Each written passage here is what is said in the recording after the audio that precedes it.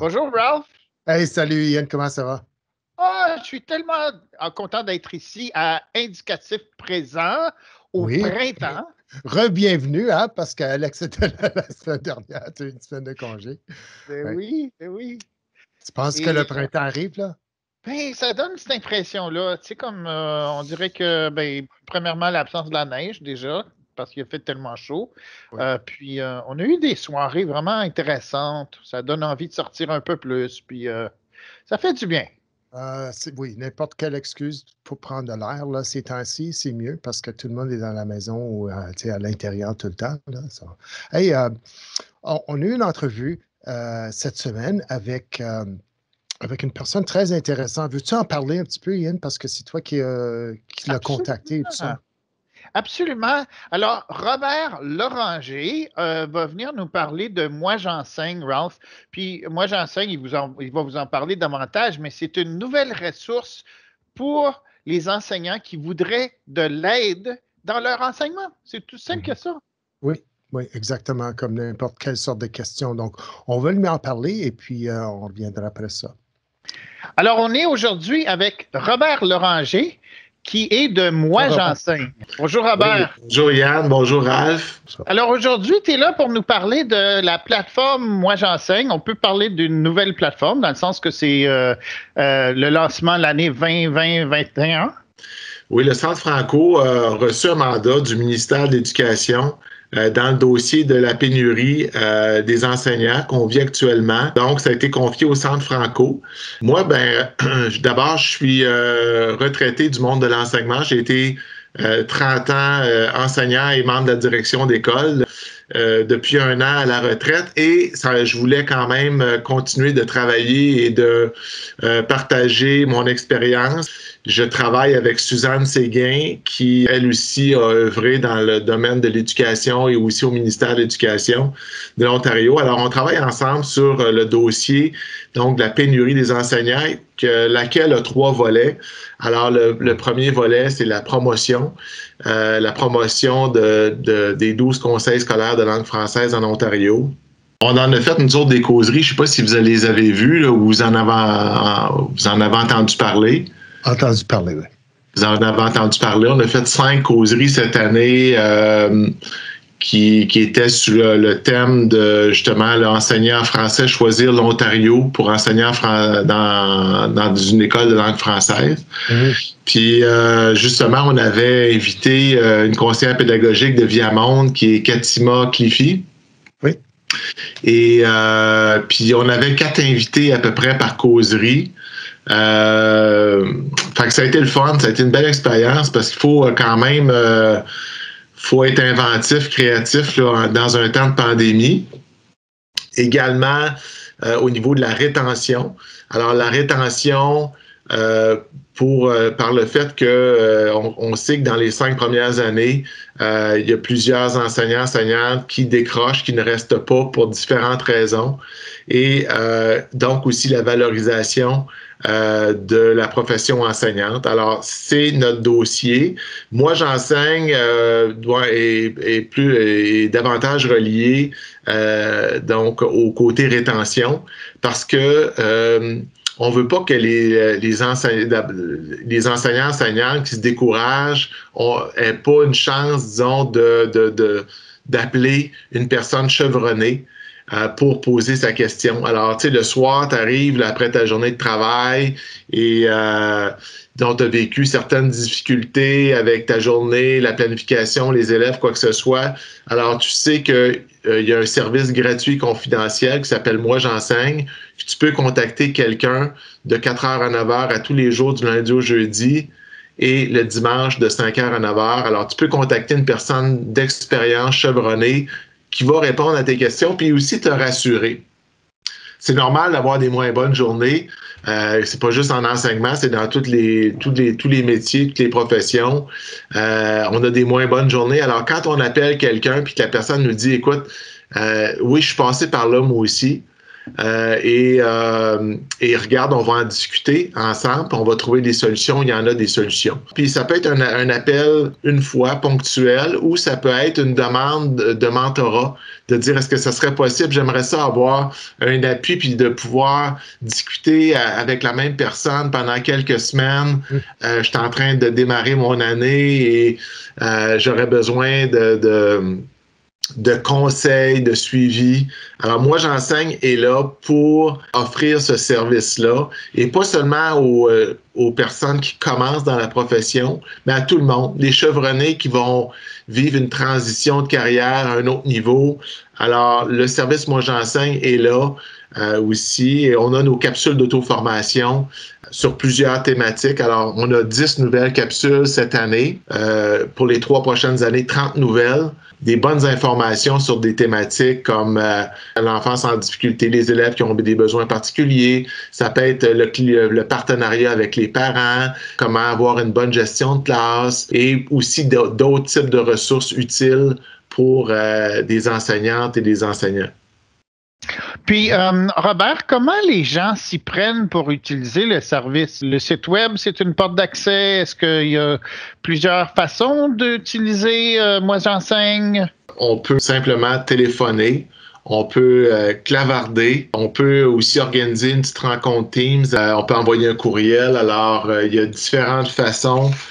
Quand on se trouve sur la plateforme de Moi j'enseigne, on voit ici les façons de se connecter, alors que ce soit par courriel, téléphone, texto, clavardage, ou si on a le numéro de téléphone directement. Il ne faut pas hésiter, c'est gratuit, c'est confidentiel, c'est pas là pour vous juger, c'est pas là pour dire « Ah, ben voyons, tu sais pas ça, c'est pas ça du tout. » On vous comprend, on a passé par là. Moi j'enseigne, on parle à quelqu'un de chevronné qui a du vécu, qui a trouvé déjà des solutions à ces difficultés-là, et ça permet justement de ne pas aller au découragement. On ne peut pas se permettre de perdre des membres de la profession à ce moment-ci. Hein? Parle-moi un petit peu plus de ton équipe. Là. Qui vous êtes, et puis quelles sont les expériences que les gens apportent à ce service-là aux clients? C'est important d'aller chercher des gens qui ont des complémentarités. On ne veut pas nécessairement aller chercher juste des personnes qui sont bons dans le domaine des sciences, des mathématiques. On a besoin des gens qui sont bons dans différents cycles d'enseignement, que ce soit secondaire, primaire, petite enfance. On a besoin des gens qui ont de l'expérience au niveau de la littératie. Des gens qui, justement, ont œuvré soit à la direction d'école, soit comme conseillers pédagogiques, qui sont habitués d'appuyer d'autres personnes, qui aiment le travail d'équipe et qui ont une bonne écoute. C'est pas de dire « OK, moi, je vais te parler pendant une demi-heure de temps, puis écoute-moi ». C'est important d'être à l'écoute des besoins de l'autre. Puis c'est ça, la personne ne doit pas se sentir jugée. C'est normal de vivre certaines difficultés. C'est une profession qui est pas évidente, puis qui est c'est très valorisant, mais en même temps, l'enseignement, c'est un travail d'équipe. C'est la raison pour laquelle aussi Moi j'enseigne est là. Est-ce que c'est juste moi ou ça ressemble un petit peu au service de Eureka? Oui, ben c'est la même plateforme, c'est de la plateforme Zendesk. On sait que pour le Eureka, c'est service d'appui aux devoirs et d'appui à l'élève, là, tandis que pour nous, c'est vraiment destiné pour les membres de la profession enseignante. Mais c'est ça, c'est que le jour, les profs sont en salle de classe. Hein? Alors, les appels, ça se fait à partir de 4 heures parce qu'il y en a qui aiment travailler un petit après la journée de classe, tandis qu'il y en a d'autres qui aiment revenir à la maison, accueillir les enfants, préparer le souper, puis retravailler peut-être un peu plus en soirée. Ben, puis j'aime l'idée du dimanche après-midi parce que c'est justement à ce moment-là, si les gens vont être nerveux, ils commencent à anticiper déjà la semaine de travail et puis, OK, qu'est-ce que je vais faire? Je ne suis pas tout à fait certain. Donc, si ce service-là existe et puis que les gens sont là prêts à leur parler, ça pourrait faire du bien, ça, énormément. Puis comme tu dis, c'est de la rétention. Hein? On ne veut pas perdre ces gens-là, on ne peut pas se permettre. Moi, je me dis, être un prof, là, même, mettons, là, que je ne vis pas des grandes difficultés, là. Parce que quand on prend l'appel, là, ça peut être simplement pour dire, je suis en train de réfléchir à quelque chose, puis j'aimerais juste valider. Ça peut être votre premier appel, ça, à Moi j'enseigne. Tu sais, il ne faut pas penser que ce service d'appel-là, là, c'est genre, là, j'ai pleuré toutes les larmes de mon corps, j'ai plus de Kleenex à la maison, les magasins sont fermés, là, je vous appelle. Tu sais, on se comprend? Ça peut être, ça me tente de valider ce que je suis en train de faire. Oui. Puis, pourquoi pas, oui, appelle. L'enseignement, c'est une relation qu'il faut cultiver, qu'il faut maintenir. Et puis, ce que vous faites là, c'est aussi des relations avec les professionnels qui sont là. Moi, je trouve que c'est fantastique comme service. En tout cas, merci beaucoup, Robert, d'être avec nous aujourd'hui. Là, c'est super intéressant. Puis, j'espère qu'ils vont se prévaloir de ce service-là parce que c'est très valable. C'est ça. Donc, n'hésitez pas. Gratuit, confidentiel, des gens chevronnés. Si vous aimez la jasette que vous avez avec la personne, pourquoi pas lui demander, est-ce qu'on peut se rappeler la semaine prochaine? Comment ça s'est passé et c'est pas parfait. Qu'est-ce qu'on peut faire la prochaine fois que ça soit mieux, tu sais, que ça soit différent? Absolument. Puis faut pas penser, là, je veux pas être dérangé. Non, les gens sont là, ils attendent vos appels. Exactement. Oui, ils sont là pour ça. Hein? On n'est pas en train de les déranger. C'est drôle qu'il dit ça. Ben oui, pas du tout. Puis j'ai bien apprécié notre entrevue avec Robert parce que je pense que Robert, il est un bel exemple d'une personne avec qui c'est facile de parler. Ça donne l'impression qu'on a toujours été amis avec lui. Puis j'ose croire que le service, moi j'enseigne que c'est la même chose. On appelle quelqu'un qui est un étranger, mais finalement, ils ont le même vécu que nous, ils ont été enseignants, ils ont peut-être un peu plus d'expérience que nous, mais c'est des gens comme nous qui ont un vécu, qui ont une expérience, puis qui sont prêts à partager. Ouais. Alors, je réitère, c'est du lundi au jeudi, de 16h à 21h et le dimanche de 17h à 21h. Et n'importe qui du personnel enseignant peut appeler et se prévaloir de ce service-là qui est comme vraiment bien.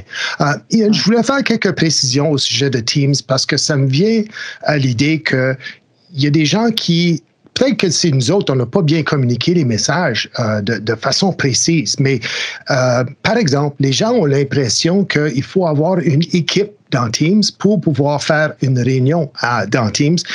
Et c'est pas vraiment le cas.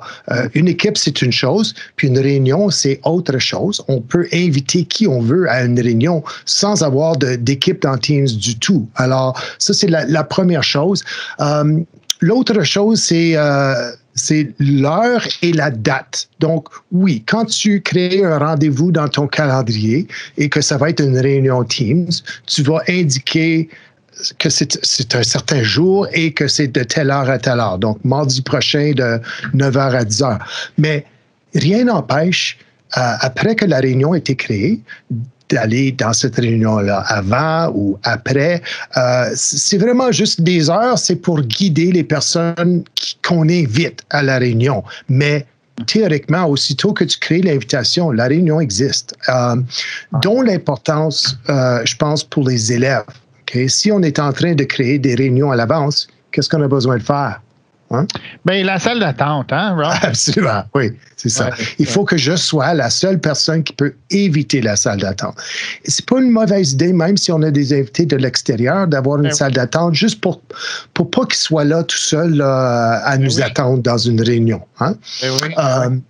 Puis en parlant d'invités de l'extérieur, les gens sont peut-être pas nécessairement au courant que n'importe qui, peu importe s'ils sont de l'intérieur, de l'extérieur, qui a un lien pour une réunion, peuvent cliquer sur ce lien-là et se joindre à la réunion ou attendre dans la salle d'attente si on a une salle d'attente en place.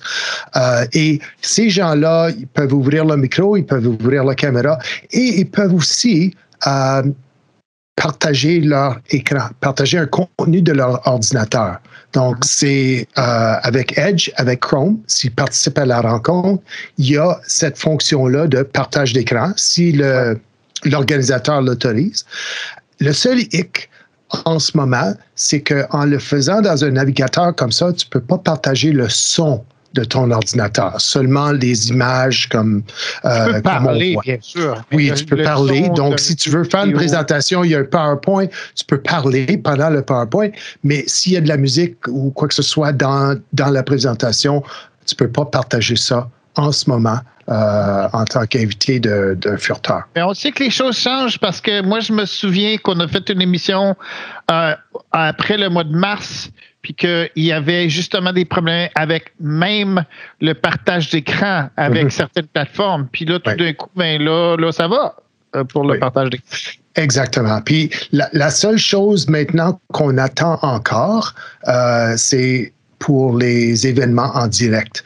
En ce moment, on ne peut pas, même si c'est un événement public en direct versus une réunion Teams, on ne peut pas avoir des présentateurs de l'extérieur. Il faut que ces gens-là empruntent un compte Viamone pour pouvoir être présentateurs à une de ces réunions-là. Mais ça va venir, ça aussi. Ah oui, il y a tellement de changements dans le team. Puis c'est pour ça que c'est important, super important, de suivre la chaîne YouTube, Ralph, puis d'aller mettre les alertes, parce que si on suit notre chaîne, on va pouvoir voir toutes les nouveautés, les changements de vidéos que tu travailles constamment dans la chaîne YouTube. Oui, exactement. Et la liste complète est ici. Hein? C'est tinyurl.com, /aide pédago. C'est la liste complète et à jour. Consultez la version en ligne plutôt que de télécharger parce que à chaque fois qu'il y a une nouvelle vidéo ou un nouveau document, parce qu'il y a 2 colonnes, hein, il y a la colonne de toutes les vidéos, de Teams 1 jusqu'à 75, là, et l'autre colonne où il y a les documents qui correspondent à ces vidéos-là. Donc, si vous préférez cette version-là de lire au lieu de visionner, surtout comme aide-mémoire. Comme la première fois, peut-être que tu veux le voir en action, OK, comment je le fais, mais si tu veux juste te référer, OK, c'était quelle partie ça encore? Qu'est-ce que je faisais après ça? Moi, je recommande le document. C'est beaucoup plus convivial, en tout cas. Excellent! Bien, ça termine une autre émission d'Indicatif présent. Wow! Un autre. Alors, on sera là la semaine prochaine avec d'autres idées pour l'enseignement en personne, l'enseignement à distance, l'enseignement bimodal et puis des réponses à vos questions. Alors, à la semaine prochaine, Ian. Puis, prends soin de toi. Bonne fin de semaine. Merci, Ralph. Au revoir. Bye tout le monde.